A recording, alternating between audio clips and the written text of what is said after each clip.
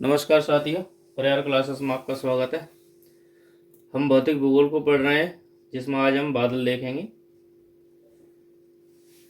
धरातल से ऊंचाई पर लटकती हुई जो जलवाष्प होती है, जब वे द्रवीभूत होती है तो उसी राशि को बादल कहते हैं। इनकी संरचना ऊपर उठती हुई उष्ण वायु यानी कि गर्म वायु के ठंडे होने से होती है। जब ठंडी वायु ऊपर की ओर उठती है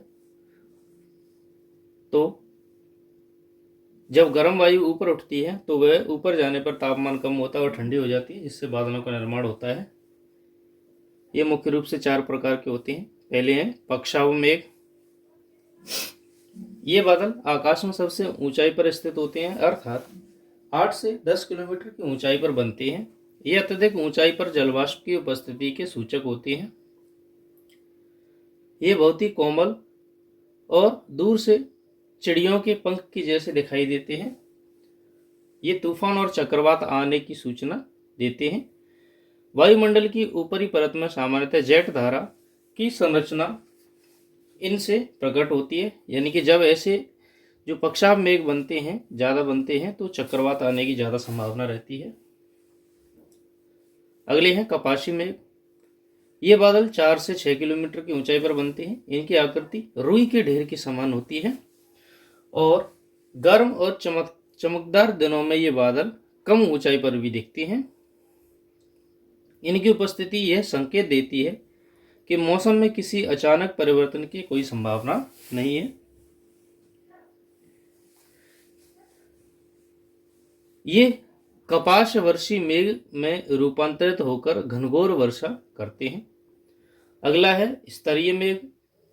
इन बादलों में कई परतें होती हैं। ये धरातल से लगभग 610 मीटर की ऊंचाई तक बनते हैं। इनसे हल्की वर्षा और हल्का हिमपात भी होता है। अगला है वर्षी मेघ। ये बहुत नीचे घने और काले बादल होते हैं। इनका कोई ना तो आकार होता है तथा ये शीघ्र ही बहुत तेज बारिश करते हैं।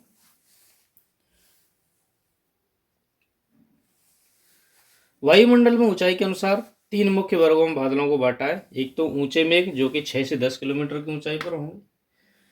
दूसरे होंगे मध्य मेघ जो कि 2 से 6 किलोमीटर की ऊंचाई तक होंगे, और निचले मेघ जो कि 2 किलोमीटर से नीचे होंगे। सॉरी। ऊंचे मेघों में पक्षाव, पक्षाव स्तरी, पक्षाव कपासी मेघों को शामिल किया गया है। अब देखते हैं पक्षाव स्तरीय मेघ। इस प्रकार के मेघों की उपस्थिति के कारण जो आकाश का रंग धूल के समान श्वेत हो जाता है और ये मेघ चक्रवात के आगमन के सूचक होती हैं। यह आकाश में सबसे ऊंचाई पर बनते हैं। यह एक हिमानी मेघों की परत है। सॉरी। इनसे सूर्य एवं चंद्रमा की किरणें छनकर बाहर आती हैं। फलस्वरूप इन बादलों की उपस्थिति से सूर्य और चंद्रमा के चारों ओर एक आकर्षक प्रभामंडल बन जाता है, जिसे आभामंडल भी कहते हैं। अगला है पक्षाव कपाश मेघ। आकाश में पतले परों के साथ यदि कहीं कहीं कपास के ढेरों जैसे मेघ होते हैं तो मिश्रित रचना को पक्षाव कपाशी मेघ कहते हैं। इन मेघों की ऊंचाई भी अधिक होती है और इन बादलों को मैकेरल आकाश भी कहा जाता है। मध्य मेघों के अंतर्गत स्तरीय मेघ तथा कपासी मध्य मेघ को शामिल किया जाता है। अगले हैं कपासी मध्य मेघ। आकाश में निश्चित दूरी में कपास के ढेरों की भांति फैले हुए मेघों को कपासी मध्य मेघ के नाम से जाना जाता है। इन बादलों को ऊनी बादल या भेड़ बादल के नाम से भी पुकारा जाता है। इन मेघों में प्रभामंडल नहीं बनता है। अगला है स्तरीय मध्य मेघ। पक्षाव स्तरीय मेघ से कुछ और बड़ा रूप इन मेघों का होता है। भ्रमण करते हुए इन बादलों के कुछ समय के लिए चंद्रमा या सूर्य को ढक लेते हैं। इन बादलों में जो प्रकाशीय प्रभाव के रूप में कोरोना का निर्माण होता है। कोरोना बनने का कारण जल कणिकाओं से प्रकाश का प्रकीर्ण होना है।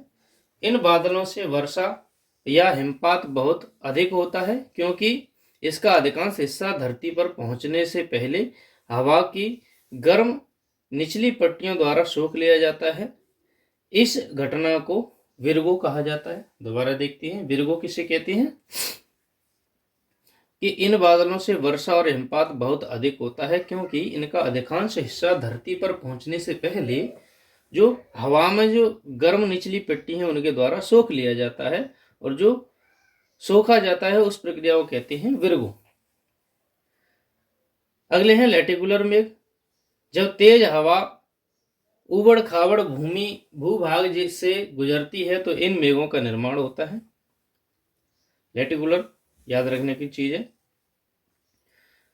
अगले हैं कॉन्ट्रल्स। कॉन्ट्रल्स कौन से हैं? जब कोई वायुयान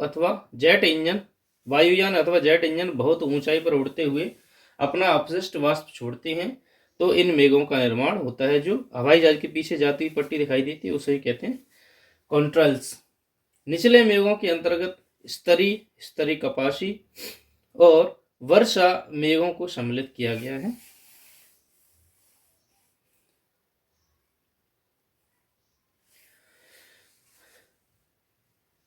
पहले स्तरी, कपासी बड़े बड़े समूह के रूप में ये मेघ आकाश में छाए हुए रहते हैं। समूह अथवा पैबंद के बीच चमकीला आकाश भी दिखाई पड़ता है। अगले हैं वर्षा स्तरी मेघ। ये बादल अधिक घने किंतु कोई विशिष्ट रचना नहीं होती है। इनमें बिजली की कड़कड़ाहट और गर्जन नहीं होती है। नेक्स्ट है सिरो। ऊंचे मेघों के लिए प्रयुक्त होने वाला उपसर्ग अल्टो उपसर्ग का उपयोग मध्यम ऊंचाई वाले मेघों के लिए किया जाता है। निम्बो तथा निम्बस प्रत्यय उन बादलों के लिए प्रयुक्त होता है जो कि वर्षा करते हैं। क्लैप जल वाष्पयुक्त हवा जब ढाल के सहारे ऊपर उठकर संतृप्त हो जाती है तो इस प्रकार के मेघों को निर्माण करती है। तो ये थे बादल जो कि हमने देख लिए हैं। वीडियो को अंत तक देखने के लिए धन्यवाद। Thank you.